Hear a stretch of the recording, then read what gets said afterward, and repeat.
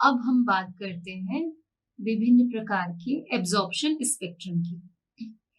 हम जानते हैं कि किसी मॉलिक्यूल की जो इंटरनल एनर्जी होती है वो उसमें उपस्थित सभी एनर्जीज का सम होती है।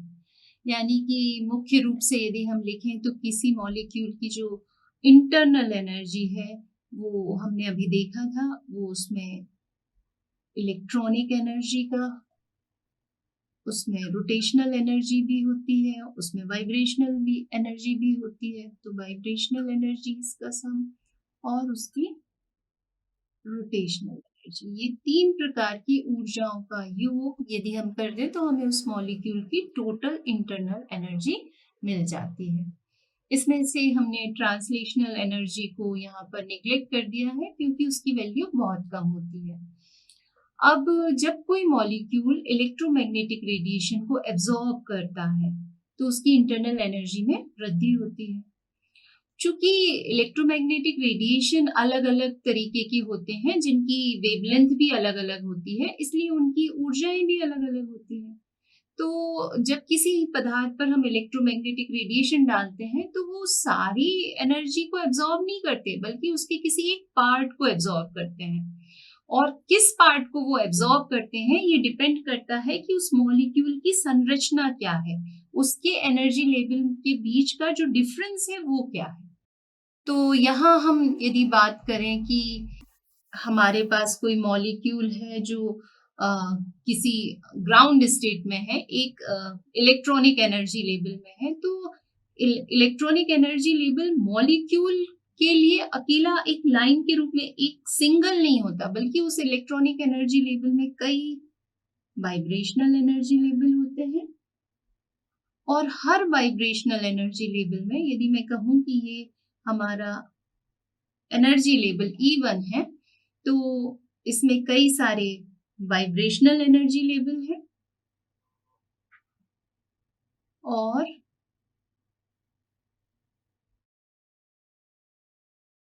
हर वाइब्रेशनल एनर्जी लेवल में कई रोटेशनल एनर्जी लेवल होते हैं, ठीक है, जिन्हें हम J से प्रदर्शित करते हैं। तो ये क्या है? रोटेशनल एनर्जी लेवल है। तो 1 J equal to 2 J equal to 3। तो यहाँ आप देख रहे हैं कि इलेक्ट्रॉनिक एनर्जी लेवल में कई सारे वाइब्रेशनल एनर्जी लेवल है और हर वाइब्रेशनल एनर्जी लेवल में कई सारे रोटेशनल एनर्जी लेवल भी होते हैं। तो ये मैंने E1 बनाया, यदि मैं इसकी ग्राउंड स्टेट में भी एक बनाऊं, E0 बनाऊं, तो कुछ इस तरीके से आपको दिखेगा, जहां ये वाइब्रेशनल लेवल है, V डैश कर देते हैं।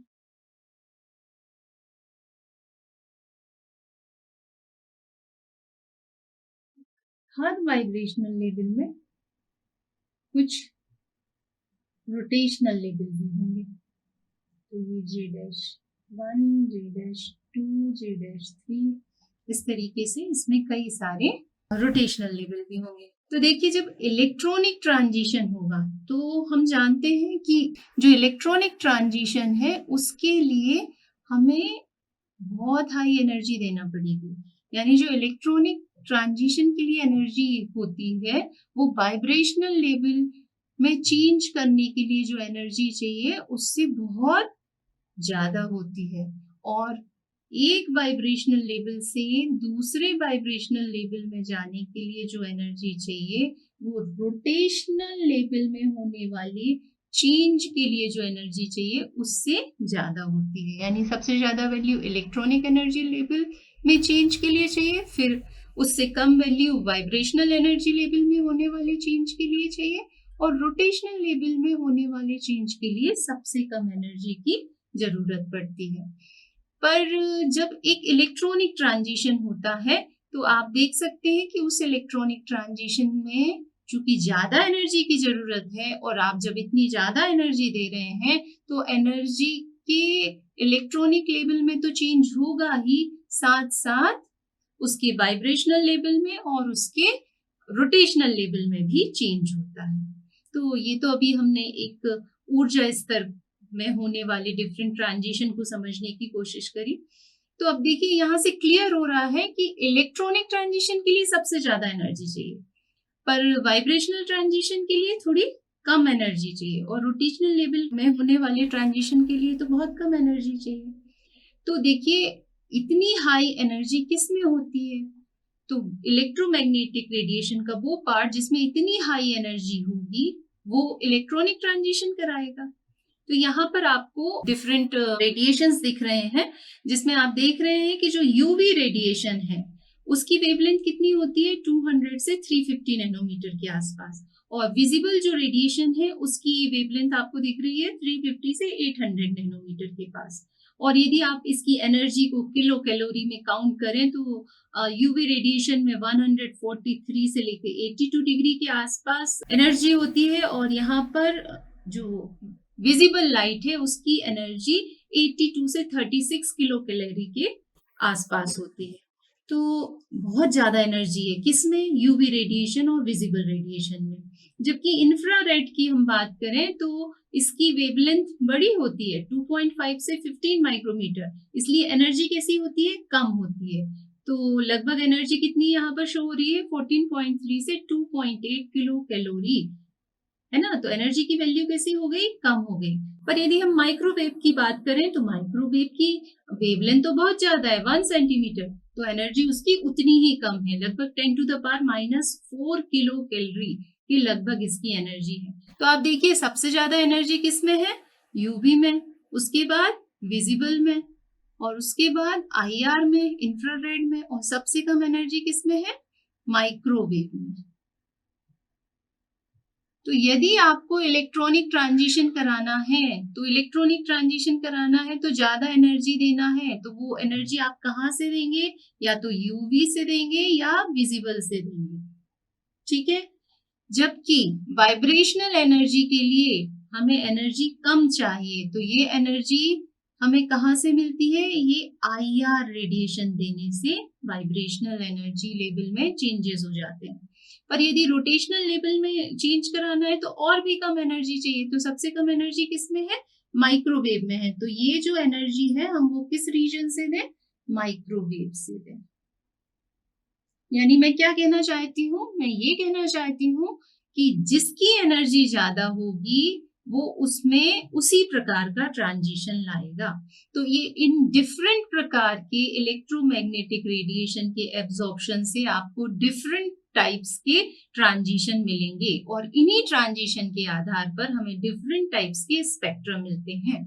और इन स्पेक्ट्रम को हम मुख्य रूप से 3 भागों में बांट सकते हैं, इलेक्ट्रॉनिक स्पेक्ट्रम, या दूसरा स्पेक्ट्रम बोले तो इंफ्रारेड स्पेक्ट्रम, और तीसरा यदि हम बोले तो माइक्रोवेव स्पेक्ट्रम, ठीक है।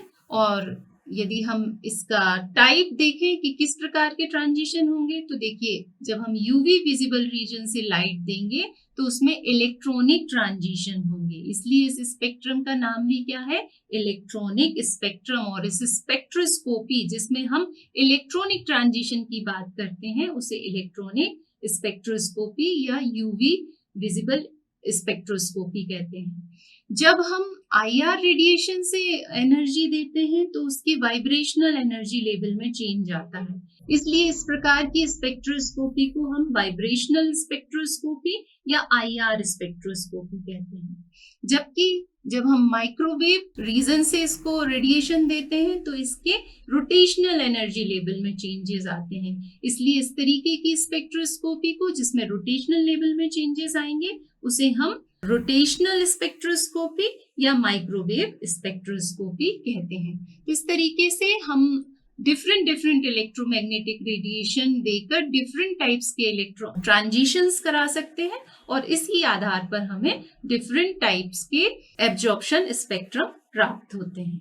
चलिए तो अब हम सबसे पहले बात करते हैं इलेक्ट्रॉनिक स्पेक्ट्रम की, यानी इलेक्ट्रॉनिक स्पेक्ट्रोस्कोपी की, जिसे यूवी विजिबल स्पेक्ट्रोस्कोपी भी कहा जाता है।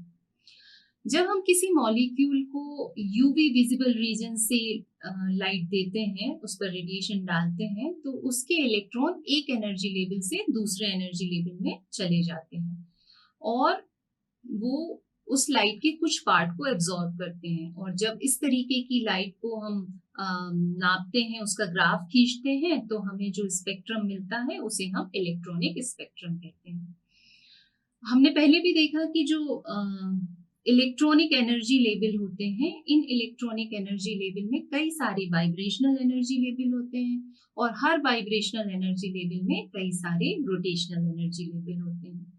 तो जब हम किसी मॉलिक्यूल को यूवी विजिबल लाइट से उस पर रेडिएशन डालते हैं, तो उसमें इलेक्ट्रॉनिक ट्रांजिशन तो होगा ही, पर चूंकि वाइब्रेशनल ट्रांजिशन के लिए इलेक्ट्रॉनिक ट्रांजिशन के कंपैरिजन में कम एनर्जी चाहिए, और रोटेशनल ट्रांजिशन के लिए और कम एनर्जी चाहिए, इसलिए जब हम यूवी विजिबल लाइट से इसके ऊपर रेडिएशन डालेंगे, तो इलेक्ट्रॉनिक ट्रांजिशन के साथ साथ उसमें वाइब्रेशनल ट्रांजिशन और रोटेशनल ट्रांजिशन भी होंगे। तो इस तरीके से हमको एक सिंपल स्पेक्ट्रा, एक लाइन स्पेक्ट्रा नहीं मिलता, बल्कि लाइंस का छोटी छोटी लाइंस का एक पूरा ग्रुप मिलता है, जिसे हम बोलते हैं बैंड। यानी कि इलेक्ट्रॉनिक स्पेक्ट्रोस्कोपी में आपको लाइंस की जगह क्या मिलता है? बैंड मिलता है। यही कारण है कि इलेक्ट्रॉनिक स्पेक्ट्रोस्कोपी को बैंड स्पेक्ट्रोस्कोपी भी कहते हैं। ठीक है।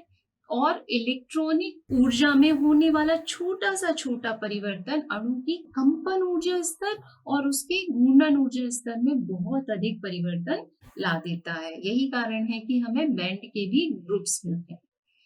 अब इलेक्ट्रॉनिक स्पेक्ट्रोस्कोपी को समझने के पहले हमें कुछ मॉलिक्यूल्स के जो ऑर्बिटल्स होते हैं, कौन कौन से ऑर्बिटल होते हैं, उनकी एनर्जी क्या होती है, उन सबको समझना पड़ेगा।